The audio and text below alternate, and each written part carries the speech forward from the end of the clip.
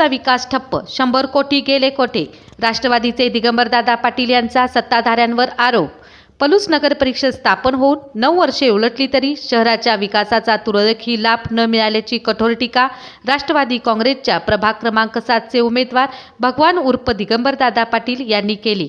सत्ताधाऱ्यांनी पलूस बकाल शहर म्हणून ओळख निर्माण केली आहे. 100 कोटीचा निधी आणण्याचा दावा केला जातो, पण प्रत्यक्षात विकास कोठेच दिसत नाही. मग तो निधी गेला कोठे, असा थेट सवाल त्यांनी उपस्थित केला. इनामपट्टा, शिक्षक कॉलनी आणि खंडोबा मंदिर परिसरात घराघरात जाऊन मतदारांशी संवाद साधताना ते बोलत होते. या मोहिमेत नगराध्यक्षपदाच्या राष्ट्रवादी उमेदवार श्रीमती जोशनाई सुगडे, नगरसेवक पदाच्या उमेदवार सौ अंजली मोरे तसेच राष्ट्रवादीचे कार्यकर्ते व महिला कार्यकर्त्या मोठ्या संख्येने सहभागी झाल्या होत्या.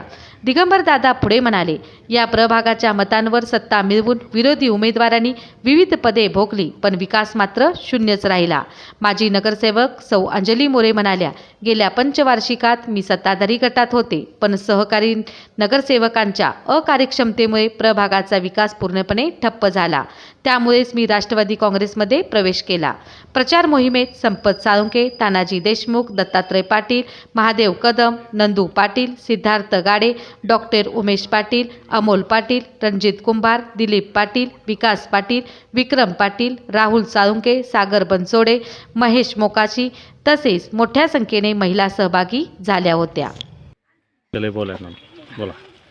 आज पलूसमध्ये पलूस नगर परिषदेचे होऊ घातलेले इलेक्शन आणि गेली 9 वर्ष पलूसमधल्या सर्व सामान्य जनतेची विकासाच्या नावावर केलेली फसवणूक आणि त्याचबरोबर प्रभाग 7 आज आम्ही प्रचार फेरीत माझ्याबरोबर श्रीमती जोशना काकी सुगडे, माझ्याबरोबर सहकारी अंजनाताई मोरे आम्ही प्रचाराच्या सुरुवात केलेली आहे. खरं तर या प्रभागामध्ये मुस्लिम समाज हा बहुसंख्य समाज आहे आणि त्या समाजाला न्याय देण्याचं काम हे 2 वर्षापूर्वी दफनभूमीचं एक मुस्लिम समाजात एक पवित्र मानलेलं स्थान दफनभूमीचं काम आमच्या हातून ते झालेलं आहे. त्याचबरोबर नंदीवाले समाज जो अतिशय गरीब आणि कष्टाळू समाज गेले कितीतरी वर्ष ह्या समाजाची फसवणूक त्या देवळासाठी झाली ती लक्ष्मी देवळासाठी, तेही काम आमदार अरुणा लाड यांच्यामार्फत मी करू शकलो. 10 लाख रुपयाचा निधी माझ्याकडून देण्यात आलेला आहे.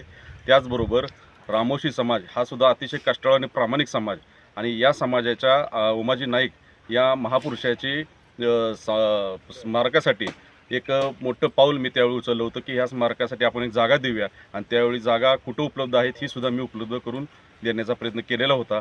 तरी या प्रभागामधील सर्व जनतेने आम्हाला सहकार्य करावं अशी मी विनंती. 7 मधून नगराध्यक्षपदासाठी श्रीमती जोशनाताई विठ्ठलराव सुगडे यांची उमेदवारी आहे आणि त्याच्याबरोबर प्रभाग 7 मधून भगवंत उर्फ दिगंबर तानाजी पाटील तसेच माझी मिसेस अंजनी अशोक मोरे यांना प्रचंड मताने निवडून देऊन ह्या मतदारसंघातील आपल्याला परिवर्तन घडवून आणण्याची गरज आहे.